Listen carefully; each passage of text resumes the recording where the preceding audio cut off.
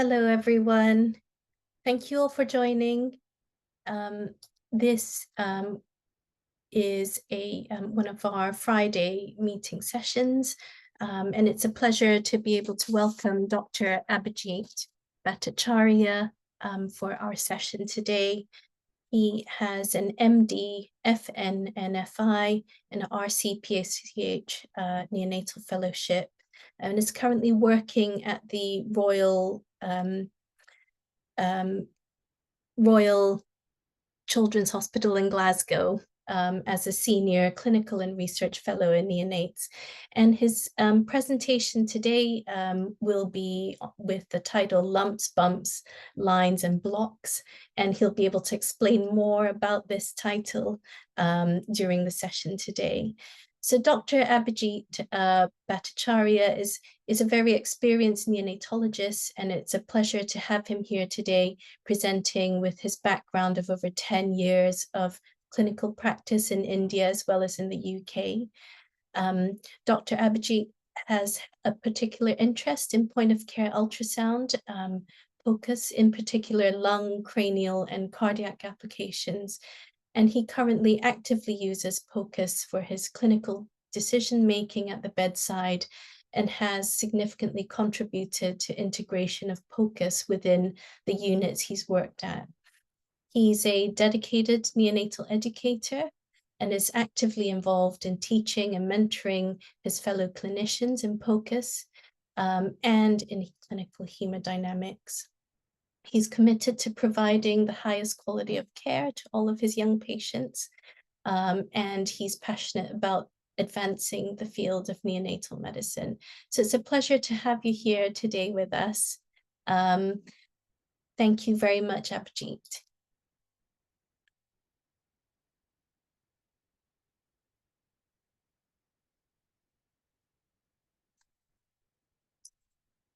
Did you want to unmute your speaker? Sorry.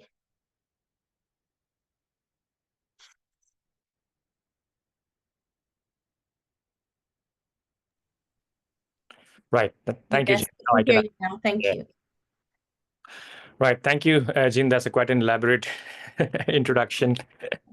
Right. So without any further ado, we'll just crack on with the cases. As it's quite a catchy title here, Lumps, Bumps, Lines and Blocks. So we'll see what are these cases about. Right, so we'll start with the lines. So it's about the peripherally inserted central catheter tip position. And the reason I'm highlighting these cases is because just to illustrate that how point-of-care ultrasound is so useful at the bedside in terms of taking care of this preterm and the term babies in the unit, and how it helps us prevent extra ionizing radiation in them. So I'll talk along this as the cases goes. Right, the first image you see here. So this is a baby. I'll not go to the background. Basically, this is a baby who required a PICC line, and we were just setting a PICC line on the left arm through the ACF, and trying to find the tip position and put it in a ideal position before we fix it. So you can see here. So this is the left arm of the baby, and the approach was left basilic. And then you can see intermittently when the ultrasound waves are interrogating perpendicular to the line, you can see that the PICC line comes in the picture. Although we were not sure at this point of time, are we actually seeing that as a tip of the PICC line, or is it not, or is there just a fallout of the line here? Because to be able to see the PICC line with the ultrasound waves had to hit directly, like perpendicular to the PICC lines or the central lines.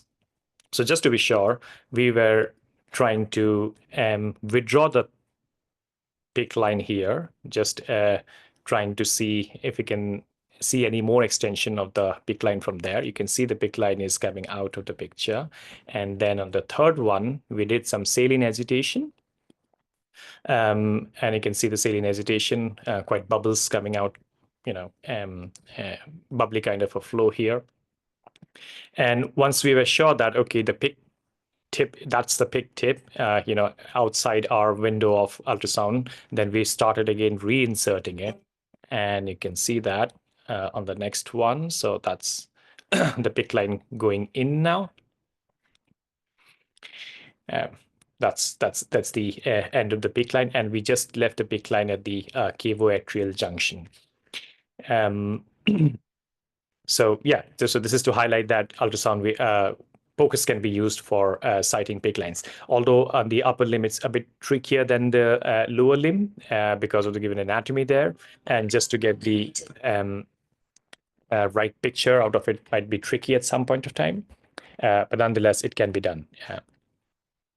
And this is the just to illustrate the anatomy from where it is coming. So right brachiocephalic going to the superior vena cava onto the right atrium. That's the left, and this is where you have seen the line coming in. And we have put the inserted line all the way to the right RVC before we have fixed the line. Little bit on it. In terms of the upper limb, as I said, it's a bit tricky. And also we faces a lot of, more often than not, the lines ending up in all the wrong position. So just a few lines on that one. So basilic vein is the vein of choice for central venous catheterization. And why is that? Is because you can see in this picture on the SCF, when you go through the basilic veins, it increases in the diameter. It's the internal diameter caliber increases as it approaches the axillary vein, and the angle of insertion to the axillary vein is kind of parallel. It's kind of an obtuse angle here. Whereas if you do by the cephalic vein, and sometimes we do have to approach the cephalic vein as well. So when you do that, you can see it is not particularly increasing its internal diameter. The caliber remains the same, and moreover, the point of insertion at the axillary vein is quite angulated. So it is always easier, and the chances of success of sighting the long line in the upper limb is higher when you're approaching to the brachial veins, as it is on a straighter course compared to the cephalic vein. And you'll see that in the next case as well, where because we have to be pragmatic. Sometimes you don't get it, the brachial veins, and you do end up putting a long line in a cephalic vein. And what kind of a problem and what kind of a weird turns the line takes, we'll show that in the next one. Again, this is another baby where so this line, PIC line, you see on the left arm of the baby is blocked for some reason, so that this line needs coming out. So the team has sighted another line. And then when they did the X-ray, you can see this line has taken a weird curve. And you can see that it was a cephalic insertion, lateral to the hand, the lateral aspect of the hand. So definitely a cephalic insertion. And then it has followed that course and then taken a turn, and a weird turn here. Now, on this picture, it has not shown many other smaller tributaries, but there are a lot of tributaries that coming and flowing into the joining the axillary vein. So once it takes that turn, it can come back down to the the basilic, brachial, anywhere it can go. You're fortunate if it follows a straighter course and ends up in the bigger vein, but that didn't happen here. So we decided the choices are two. Either you do a blind manipulation and then do a couple of X-rays to see increasing the chances of the infection exposing to the environment and extra ionizing radiation, or you use the point of care ultrasound. And that's what we did. And I don't have the best of the image here, but believe me, so the line has taken a turn here, and that's the line you can see. It was better when this when we got the image, we thought we have captured it, but unfortunately we didn't, because you are so excited at that point of time. Oh, we can see the line, and let's try to get that line in the right position. So that's the line which has taken a weird turn here. And now we are withdrawing it.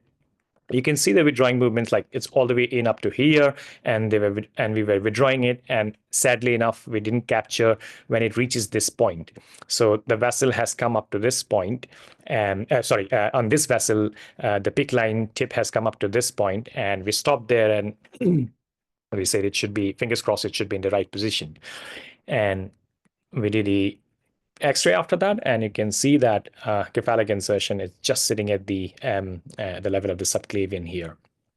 So again, illustrating the fact that cephalic will be a bit trickier to insert, and if you have to do, and find yourself in a tricky position, the ultrasound, point of care ultrasound, can definitely help you sighting the line in the right position.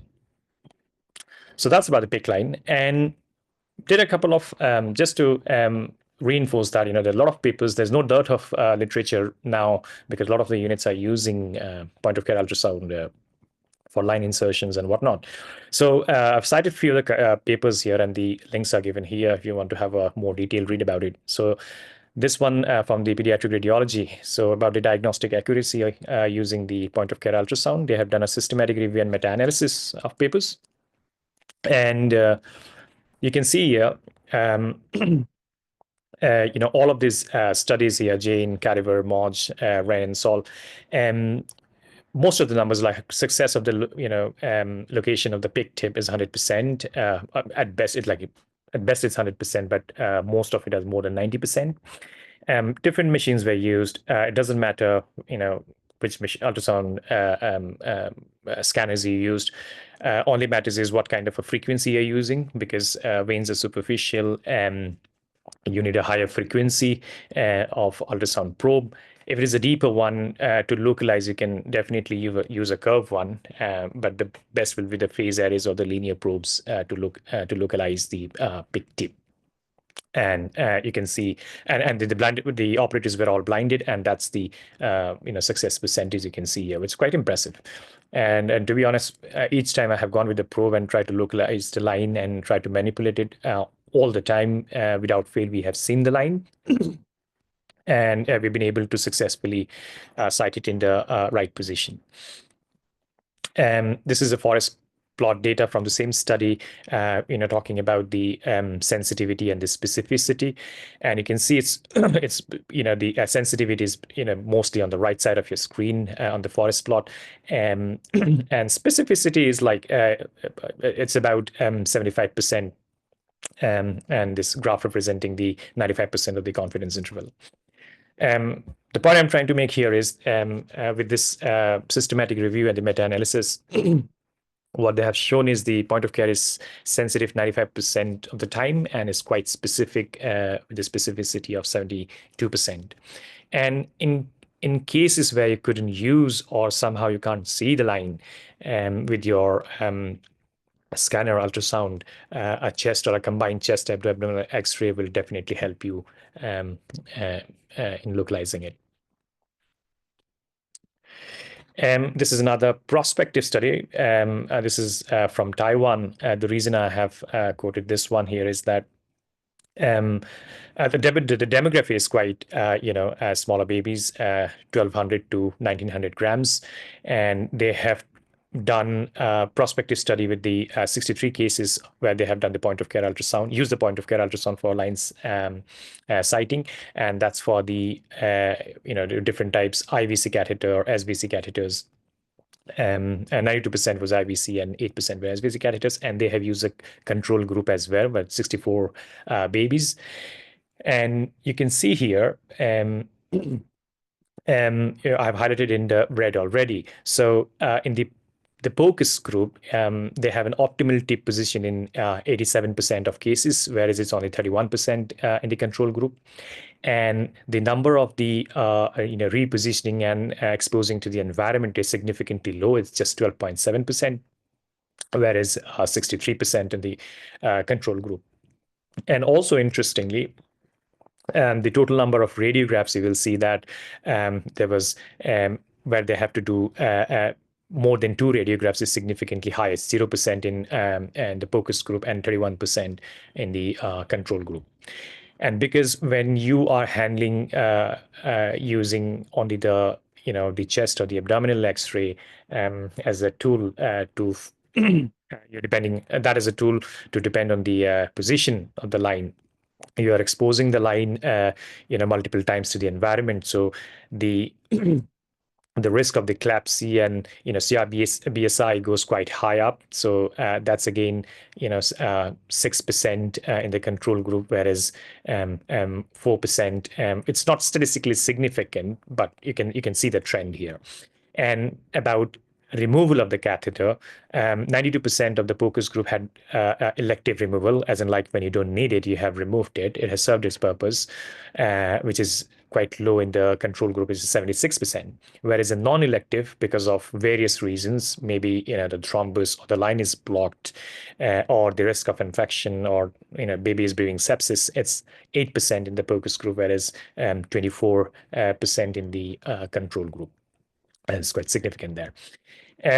So point of care ultrasound is a big thing. It do helps us citing the position, the ideal position of the PICC line, or the UVCs and UX, and it significantly reduces the number of manipulations, ionizing radiations, and risk of infection in the babies. Oops. Right. So so I've summarized already. It allows for the real-time adjustment, reducing the need of repositioning and reducing exposure, and it also shortens the time to catheter uses and potentially reduces the risk of catheter-related infections. Moving on, case 2, again, the background is not necessary. The reason I'm just using, and I'm sure that a lot of you are already using echo for the UVCT position. The reason I wanted to share this case, not particularly there was anything out of the normal here, but just to highlight that whenever we are teaching trainees and our fellow colleagues about the ultrasound and for the UVCT position, because this is quite an easy one, I would say. There are a few things that needs to be aware of. Now, when I was showing this, and the people were, my colleagues were like, okay, is that the line? The one I'm showing with you, the laser pointer here. Is that the line? Is this the line?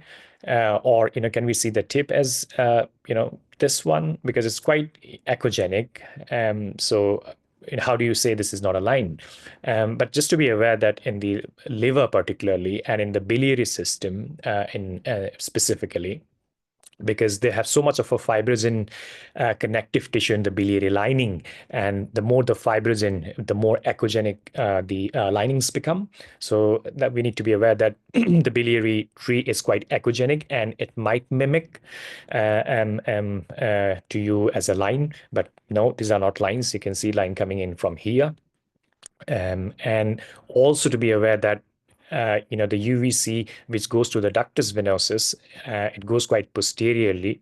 So the ultrasound waves that comes and hit the line might not be perpendicular all the time. So we can see it's brilliantly at this point, up till this point here on the ultrasound, whereas you don't see that clearly over here, but trust me, the line was until here. And that is because the way the ultrasound waves are interrogating the line. So these are the, kind of a pitfalls, as to say, when you are doing ultrasound to localize the UVC tip. So just to be aware of that one.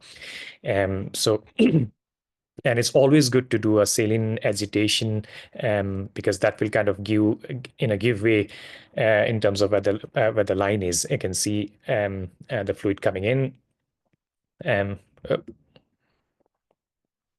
Right. Yeah. So just to highlight the fact that in the liver, the biliary tree, the hepatics are quite dense lining with a lot of collagen there, and it's very echogenic, and it might mimic as a line. So just to be aware of that. Moving on to case 3. So this was an interesting case, postnatal diagnosis of a right CDH. So this baby was in a postnatal ward, and when we got this baby and did what we do, the echo and And point of care ultrasound, we know to be noted to have a baby has got an interrupted IVC with the azygous continuation. And on top of that, when baby went for a surgery, the surgeons find out he had an intestinal malrotation as well. So what are the odds of all the rare things you find in one single baby? And why this is interrupted IVC is an interesting case because, and to be honest, this is the first time I'm seeing it. I've read about it, but I haven't seen myself. But was the first time I've seen interrupted IVC in CDH. We are the tertiary referral center for the Scotland, so we do get all the CDH cases, and this is the first time I have seen interrupted IVC here. So I read about it, and it's quite interesting. Two rare diseases coming together in a baby.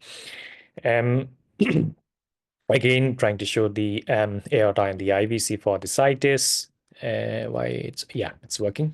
And you can see here, the hepatic veins are quite widely patent and dilated, opening into the right atrium. This is a subcostal view. So it's opening into the right atrium, and you can see a vessel here with kind of an abnormal anatomy here. As you move along, you can see again the flows there. You can see some kind of a flow happening in this vessel as well. And the picture becomes quite clear that the vessels you can see here. So that's your descending aorta, where you can see the red flow. That's a descending aorta. Your hepatic vein has gone out of the picture here because we're trying to open up the vessels, IVC and the abdominal aorta. So when we try to do that, you have lost the hepatic vein opening to the right atrium. But you can see that. So this the IVC has not basically ended up in the right atrium. However, you can see that just beside the aorta, this thin caliber vessel is moving up. So that's your continuation of the azygous vein, which sort of confluent with the hemiazygous and do ends up in the superior vena cava. So yeah, interrupted IVC in this right-sided CDH baby. Just to talk about the a little bit more on the interrupted IVC, it does the systemic venous drainage of the lower half of the body via the azygous and the hemiazygous to the SVC. And when we talk about the incidence, the incidental interrupted IVCs in the general population, when I was doing the literature search, it was about 0.3%. So it's extremely, I would say, rare. But when it's combined with the congenital heart disease, the incidence slightly goes up, but still in the realm of rarity, it's 0.6 to 2% of that population. And it is also associated with the heterotaxy syndrome for 75% of the cases. And most commonly, it is bilateral left-sidedness. So you can have right isomerism also, but most commonly it is left isomerism. And I'll come to that. So left isomerism involves the 96% of the time it's bronchopulmonary situs left isomerism. So the baby is having kind of a left-sided lung on both sides, as in like two lobes, and the 94% of the time it is cardiac atrial situs. So you're having left atrial morphology bilaterally. So two left atriums basically. And we'll talk about what is the problem you have with that. Also clinically to be aware, when you have an incidental finding of interrupted IVC, so the baby is otherwise fine, it's just an incidental finding, and sometimes that might be the only kind of an indication to tell you to look at the spleen. Mostly you'll have a polysplenia or lobulated spleen or an inverse spleen, but rarely you can have asplenia. Now that becomes clinically important because then you might have to think about the pneumococcal vaccine on those babies. Here, showing the anatomy here, the left and right iliac veins combining to form inferior vena cava, joined by the renal veins, and then the IVC is interrupted. And you can't see here, so this is the hepatic veins here. Posterior to that, there's a continuation of the azygous vein combined with the hemiazygous ending up in the superior vena cava. And why do we need to know this? I'll come to that again. This is a CT view. This I have taken up from the paper. So the picture A here shows the anterior posterior view, and the picture B here shows the posterior view. And you can see IVC, and it is not continuing to the right atrium. However, there's a continuation of a quite dilated, quite a dilated azygous vein ending up in the SVC. And you can see that clearly from the posterior view. It should have gone straight like that, but then it's a continuation of a quite a dilated azygous ending up on the superior vena cava here. More on the heterotexis syndrome or isomerism. As I said, mostly it will be left isomerism, and you can also have a right isomerism. Left is called polysplenia. Again, this baby was funny in the sense that mostly you get polysplenia and rarely you get asplenia, but this baby has got asplenia. And the right isomerism is also called as Eve-Mark syndrome.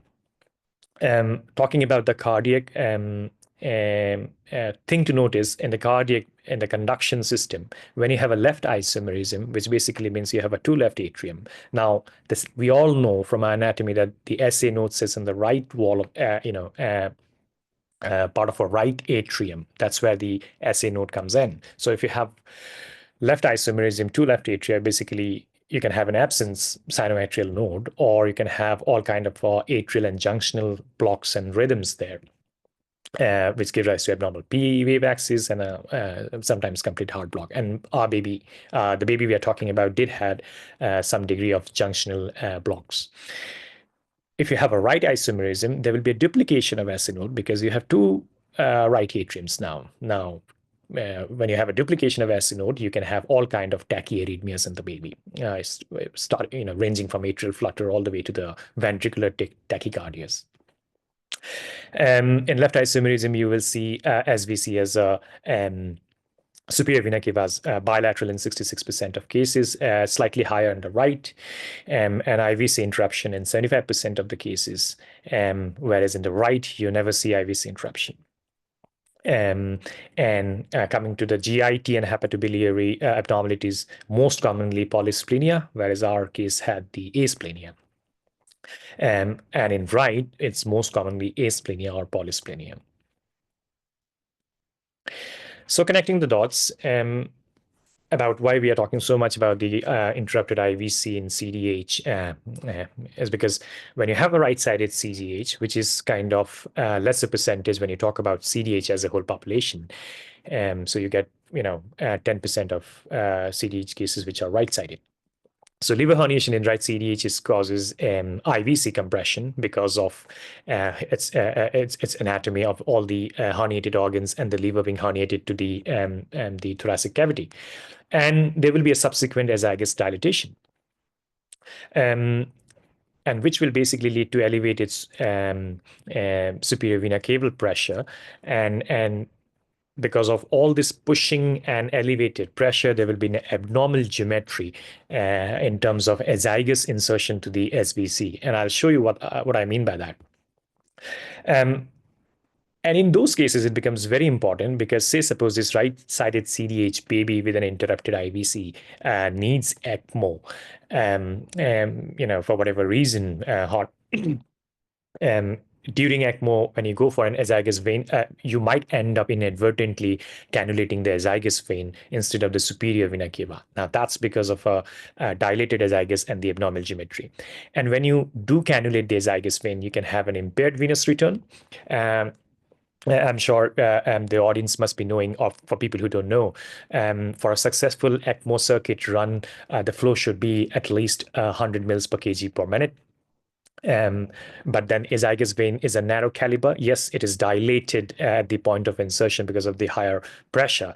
But then at the end of the day, it's a low caliber vessel all the way to the point of insertion, point of origin at the IVC. So you can have an impaired venous return into the ECMO circuit, and that could lead to circuit failure. So it becomes prudent that we know about the anatomy and be aware where we are putting the cannula. And I've talked about the pneumococcal vaccine already. So yeah, that was a question of how common is CDH with interrupted IVC and malrotation. And I couldn't find a paper where we have seen all three conditions, so I can't comment on that. But the right side CDH with interrupted IVC, now CDH is 1 in 5,000 1 in 3 to 5,000 cases, and interrupted IVC is 0.6% of cases, or you can take 2% of cases, and we can do the math. It's quite a rare occurrence. And this was the baby who got ECMO cannula, got started on the ECMO. This is not our baby. This is I'm quoting from the paper where they have talked about the ECMO in this extremely rare population. So the B is the carotid, and A is supposed to be jugular, ending up in the near about the right atrium through the SVC. And when they were not getting enough of the flow in the circuit, they did an X-ray to see if the cannula is in the right position. In the anterior posterior view, it's not very informative, and it doesn't tell you much about it. It look, just by the look of it, it looks okay.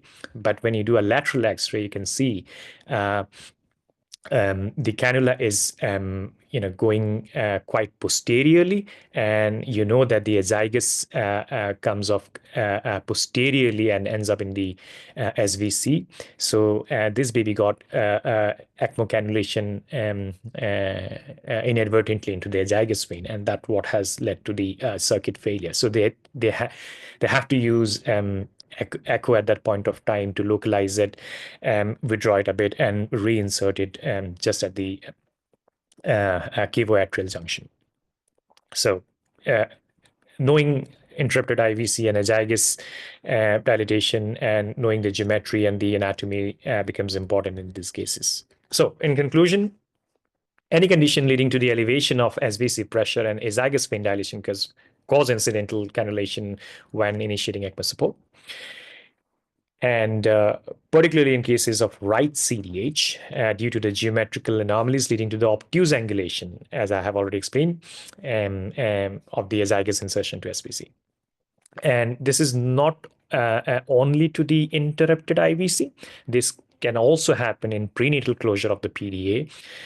When there's a prenatal closure of the PDA, the right ventricle is very hypertrophied. There's elevated pulmonary pressure, that all pressure back channels to the right atrium all the way up to the SVC, and back pressure leading to the dilatation of the azygos.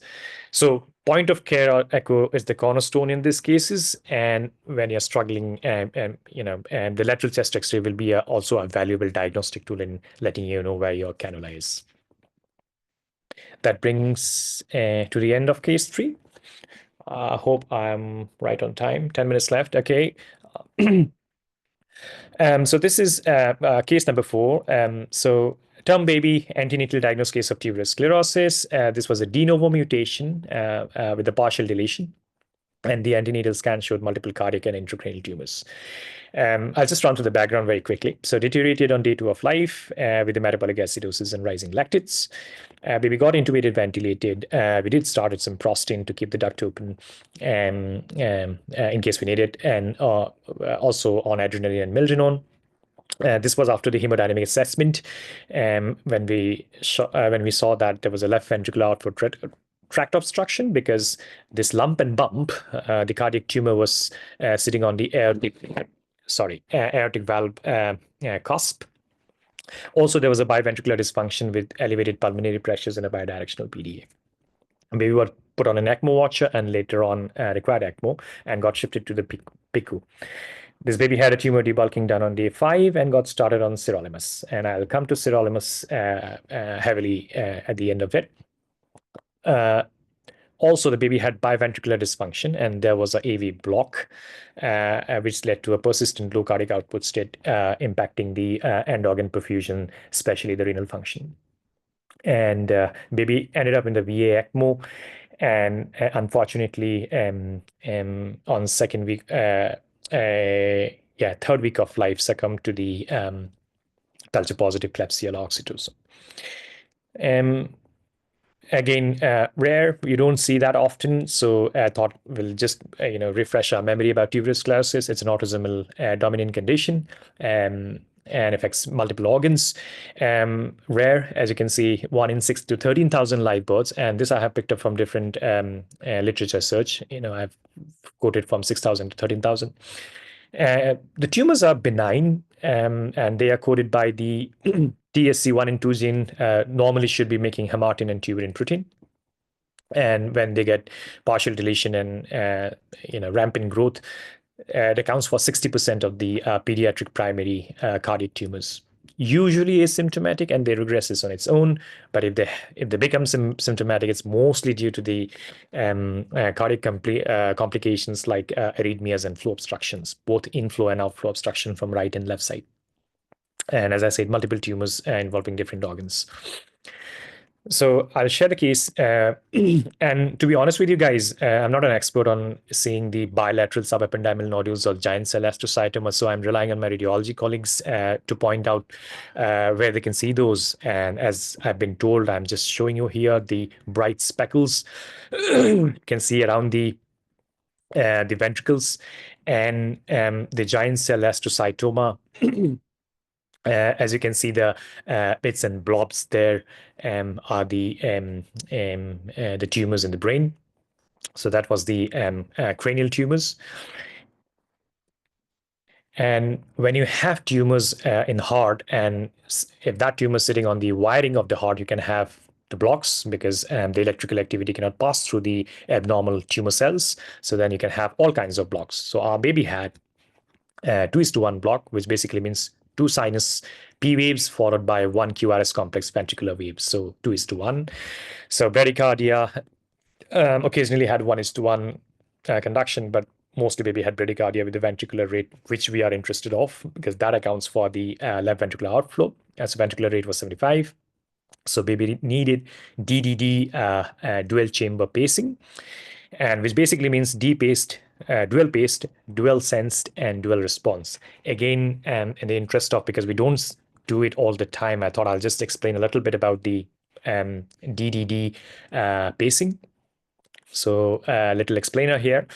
What basically means, usually sinoatrial node P wave followed by QRS complex in the ventricle and the T wave. So in DDD pacemaker, it is dual sensing, pacing, and sending a response. So here, the pacemaker has sense because there's an intrinsic sinoatrial activity. You have a P wave, and the sharp straight wave is your pacemaker activity because pacemaker didn't sense any passes of the electrical activity onto the ventricle, so it fired up. So you got a kind of an abnormal looking QRS complex there. So atria sensed and ventricular paced. Next is atria paced because it didn't sense any sinoatrial activity, so it fired P wave. It didn't sense anything in the ventricle, fired again, and wide QRS complex. So atria paced, ventricle paced. Moving on. Atria paced, so that's an P wave by the pacemaker, which successfully got conducted to the ventricle. So you see a normal QRS complex. So ventricle has been sensed and no response has been generated by the pacemaker. And the last one here is both the atria and the ventricle has been sensed and no activity from the pacemaker. So that's what the DDD pacemaker means. Coming on to the echo, when we did hemodynamic assessment of this baby. So quite impressive.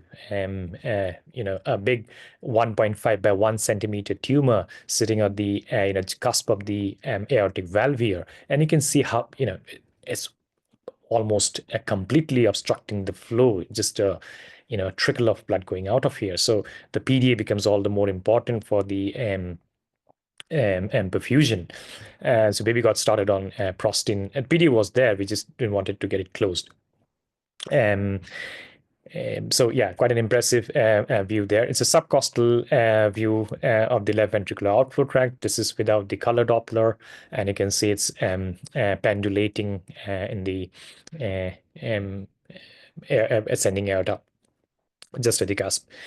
And this here, the picture here is the SOT axis view of the heart again, and you can see it's completely obstructing and just a trickle of flow coming out of it. We were just amazed like how this baby is even making it at that point of time. And this is the parasternal long axis view, and this is where we did the size measurement of the cardiac tumor there. And these babies do get multiple cardiac tumors. It's not just one, and most of it do not trouble the babies. But then if it's sitting on the outflow tract, then it does, as you can see here.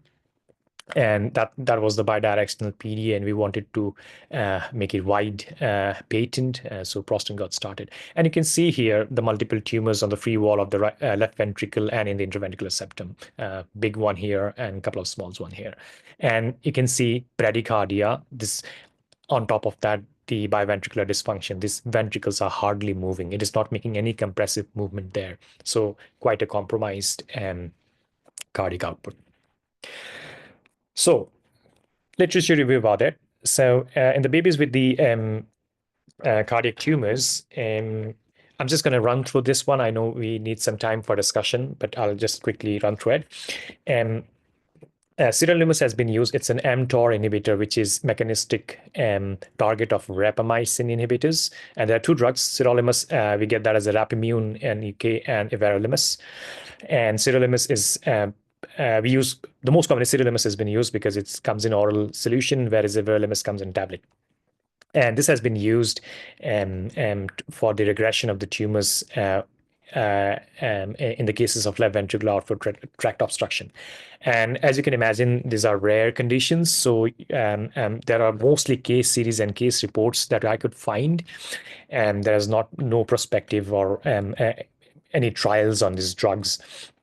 So I'll summarize the, in the interest of time, I'll just summarize it. But I have given all the links here if you guys want to have a read at your leisure.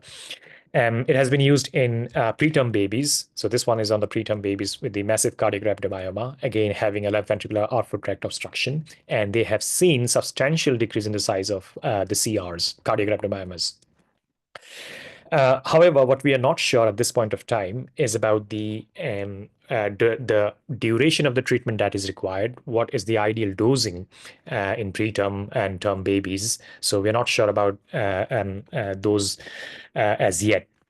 And this is a systematic review, and they have done Medline, MBIS, and Cochrane library research, and they found they included a total of 30 studies, and mostly, as I said, is a case reports or case series and NOAS. It is given that it's a rare condition. And what I was trying to highlight here with the next 3 slides here is that as young as 2 days is when they have started the therapy, and they have continued, I think, up to 6 months of age. And in some cases is what they have seen, as soon as you stop the or pause the this mTOR inhibitors, the size of the tumors goes up again, and you have to reinstitute the therapy.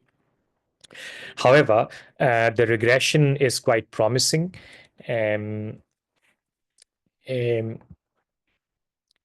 So 66.6% of the articles that has been reviewed in this meta-analysis reported the treatment duration is 20 to 390 days. The target levels has been agreed to be 5 to 15 nanogram per ml. And the earliest reported CR is cardiac rhabdomyomas size reduction is at least 30%. With the 11 days of everolimus and quite promisingly 5 days of sirolimus, and 50% by 22 to 24 days respectively. And overall, the cardiac rhabdomyoma size reduction was reported in 95% of the cases. So it's quite promising.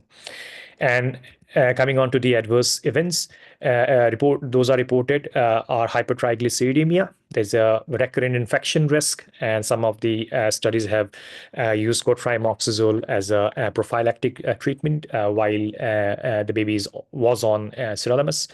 And there's a transient lymphopenia and leukopenia as well. And all of the side effects are dose dependent. So it becomes imperative we keep the target levels between 5 to 15 nanogram per ml. And this will be my last slide. As I have already mentioned, sirolimus comes in oral solution. And a few things to note is no live vaccines during the therapy, as with the other monoclonal antibodies.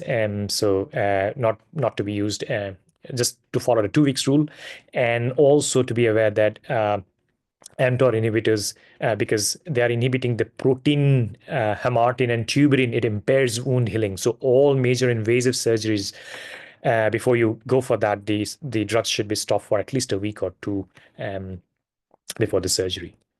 that will be the end of the presentation, and I'll be happy to take questions. Well, thank you so much, Abhijit, for those cases. Extremely interesting and thought-provoking. And in fact, I think you had a lot of material for several presentations, I Yes, think. there are a couple of more cases, but Yeah. yeah. Oh, no, fantastic. Thank you for sharing them with us. I think we had a couple of questions in the chat, and I can see that Sarah's got her camera on. So Sarah, did you have a question for Abhijit? And anybody else who'd like to ask a question can raise their hand up. Thanks. Hi, can you hear me? Yes. I can hear you, Sarah. Yes. Yeah, great. Hi, thank you. Really good. The questions were just from me. I mean, I am very interested in POCUS, and so it's great to see the views you've done, and obviously you use it quite a lot, which is great. There are a few things which, from our practice, where we're sort of teaching trainees, is about sort of the positioning of optimal position of the line. And I'm sure you've seen, like we see, is that and I was quite interested that you chose to leave the line at that junction of the brachiocephalic SVC. Because one of our issues, okay, the optimal position is supposed to be at the junction of SVC RA, but there's actually, if you put it there, if you're not careful, it ends up in the RA when the baby is swaddled, for example. Yeah. So do you have a routine practice of keeping the line further up the SVC? Because we see it's a 1 to 2 centimeter movement with the arms, particularly. Yeah, so good question, Sarah, and quite a practical problem, actually. So what we do, actually, when we have sighted the line, so we make the limb movement like full abduction and adduction, and it's very clear when you're doing an ultrasound, you can see how much it is moving. So when you do a full abduction, you can see how far the line goes in, and that should be your ideal position, because babies can be moving about, and the line might end up in the right atrium. So yeah, we do see the movement and see how far the line is going in, and leave it there. Yeah. And about 1 to 2 centimeter, well, I don't want to give any number, because people do get dogmatic with the numbers. Because if it is a preterm baby, less than 1,000 grams, 800, 900, 1 to 2 centimeters is a lot of movement. Where if it is a term 4-kilo baby. Yeah. Well, I mean, it was not saying that you should allow for that. It's just saying that's what's observed, that it can be deceptively, and lower limbs, again, flexing the leg all the way up. And our traditional, when we do x-rays, for example, is often the baby stretched out with legs straight, but actually the leg should be flexed, for example. So that's just sort of, it's obviously just choosing the right position. And then obviously your views of the UVC were great. And, absolutely, it's such an issue when you can't the angle, but using the shadow, I was just saying, I use the shadow a lot in teaching. So, look at that, look for the shadow.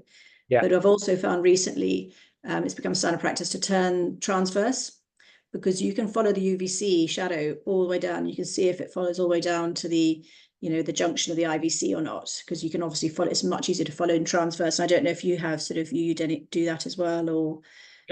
But yeah, I mean, we have tried, but the problem is that when you're sighting in UVC, the angle of the UVC goes very posteriorly. So while you are like that at the level when you're heating directly, yes, you can see the shadow, you can see the lines very clearly. And when you go deep posteriorly to interrogate the ductus venosus with the line, then you are at this angle, and getting a shadow from this part will be practically impossible at that point of time. When you make a transverse, when you do a transverse, yes, you should be able to see. We do see, but always, I'm not sure.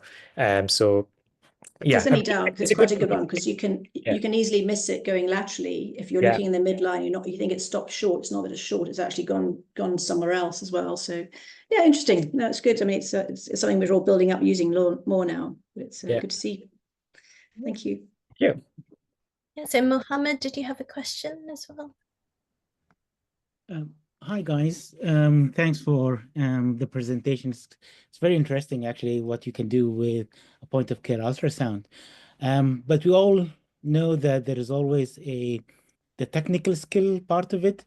So if I ask the percentage of long lines inserted in your unit was done by point of care ultrasound, would that be 50%, 70%, or less than that? Or is it one of those what you call it, methods that we know that it has a better outcome, but we don't adopt it, or most units in UK won't have access, or they don't just adapt it, like the video laryngoscopy. We know that quite well, but If you look at how many intubation done with it in units across UK, I don't think the percentage will be that high. Thank you. Yeah, interesting, Mohammed. Again, to be very honest here, like it depends on the people on the floor, like who has got the skill to do these scans, and there are time and instances when you might not have anybody, then there's the x-rays are always there, but if you have people, and now just being pragmatic, I mean, it will take some time to build up on the this skill, and there's a bit of a learning curve as well, but then you have to start somewhere. So when we started, like we're like just a couple of us, now there are many of us who are interested in doing it, not always maybe, and also supported by the x-rays to be sure that what we have seen is actually right, and that's the right approach, I think. But eventually the end goal is to reach there where everybody can do it, and we are not there yet. But that's an endeavor. We are all on it. And yes, sometimes there will be times in unit where the people are not there who have that right skill, and you have to resort to the x-rays. But when people are there, as I can say you that, in our unit, we have a hemodynamic team. So, 6 of us are there. So, one of us will always be there in the unit. There might be a day or two, but then most of the time we are there, and people reach out to us. Oh, we have sighted a line. Can you just come and do it? Have a check. Or we're going to put a line. This is a preterm baby. Can you come and assist us? And, because it lessens the effort, and to go through that manipulation again and again, it saves times, radiation and whatnot. So we are getting there. We're not there yet, but in the process. Yeah. It's a journey, so we're on the journey. Thank you very much. Thank you. And I have Dr. Ajay Sinha as well with a question. Yeah, hi, Abhijit. Excellent talk, and thank you for sharing your experience. My question was on a slightly different thing. So, inserting umbilical venous catheter is easy, but it often ends up going through to one of the portal vein branch rather than necessarily going through the ductus venosus and ending up in the right position. Now, occasionally I've managed to get the line inserted while I'm scanning, and with manipulation, see it going through the ductus venosus and get it in the right place. But I don't think I've got any clear understanding of, is there any particular maneuver that you can do that will facilitate the proper insertion and right placement of the umbilical venous catheter? Do you have any tip for that? Yes. Short answer is yes. But does it always work? Does it always work? No. So I tell you what happens. Like when we were in the medical school and we are learning sighting UVCs, so we were asked to put a bit of a pressure over the lever to while we are inserting, so that it ends up in the right position. I never knew why. Okay, you put a pressure. That's how you have learned, and we're doing it. And later on,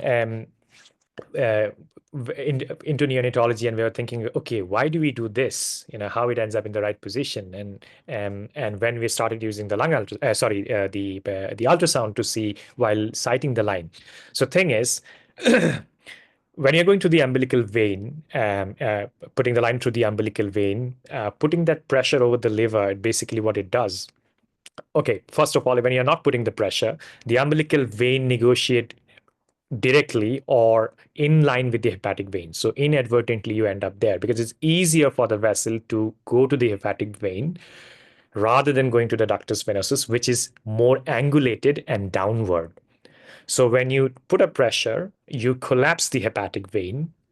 So when you collapse the hepatic vein, the catheter cannot negotiate that collapsed area, and it is forced to go down, and that's how you end up in the ductus venosus.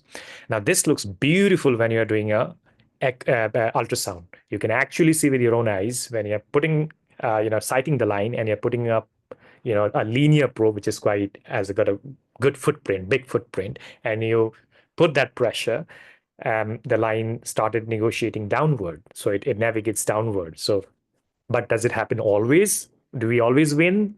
No. Unfortunately, no, because you never know which will be the part where you're going to apply that pressure and it's going to collapse the hepatic vein, because it's not a very thick probe. The linear probe's got a good big footprint in terms of the length, but not the width. So it will be a 1-point pressure. So if you're lucky enough, you're just on top of the hepatic vein, and you make it collapse, and the line goes to the ductus venosus. But will it happen always? No. So yeah, it's better than blind procedure. You can say it where it is ending up, and try putting up the pressure with the probe. Yeah. Yeah, no, I've certainly tried putting up the pressure with the probe, and in some of those instances, I've managed to get it through the ductus venosus, but others, sadly, not. So this is why I was asking the question. So, thank you. Apart from that, Ajay, I don't have any other tricks up my sleeves now. Thank you. And there was one other question from the chat. Do you still do X-rays after POCUS? I think you did answer that. So if the skill mix is there and you're able to do a POCUS scan to confirm the line tip position, do you still do an X-ray after that for final? No. So if we are, if the hemodynamic team is there and we feel confident we have seen the tip, there have been instances where we have chosen not to. But if you ask me if it is a unit protocol, like if everybody else is doing, yes, we do chest X-rays to confirm, yes, the line is in correct position. Yeah. So I think the bulk of the questions have mostly been about point of care ultrasound for line position, and you did present 2 quite interesting cases as well of interrupted IVC and a baby with CDH. I wondered about sort of any pre-operative imaging that your team might have done before taking the baby to theater. Was that CT scan from this case? No, the CT scan is not from this case. The CT scan is from the one of the paper which talked about the ECMO and right CDH baby with the interrupted IVC. So there have been just 4 cases that has been reported. The paper is by Fisher et al. Okay, fantastic. And I think recently on my unit, we had a baby with a right-sided CDH who ended up having hepatopulmonary fusion, which is also a rare condition of a right-sided CDH. And in these cases, because of the risk of huge hemorrhage, and MR angiography is recommended. And I've just seen that with an interrupted IVC, you may change your operative approach when you operate on a right-sided CDH. So that may be something to think about preoperatively. Did this baby have any complications with their repair at all? Yes, so this baby did have. So the baby was quite compromised from the get-go. So baby required a debulking surgery. So baby did had a debulking surgery, but didn't make it. Required a couple of exploration after that. And then sadly, succumbed to the infection. In terms of preoperative imaging, apart from the echo, I don't think this so. is for the CDH case, actually. So Yeah. Yes, yeah. The CDH case, yeah. Yeah. Okay, that's very interesting. And the images, the echo images for the tuberous. I'm so sorry, I'm mixing up.